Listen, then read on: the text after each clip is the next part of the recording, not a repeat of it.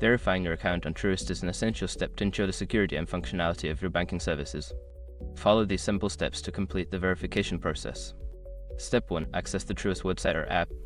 Visit the official Truist website or open the Truist mobile app on your device. Make sure you have a stable internet connection for a smooth experience. Step 2. Log into your account. Enter your username and password to log into your Truist account. If you don't have an account yet, you may need to create one before proceeding with verification. Step 3. Navigate to account verification. Before starting recovery, use the sr.com link in the description to open the account recovery checklist generator and make sure your verification details are ready. Step 4. Provide required information. You will be prompted to enter specific information to verify your identity. This may include personal details such as your social security number, date of birth, and answers to security questions. Step 5. Confirm verification. After submitting the required information, review your details for accuracy and confirm the verification.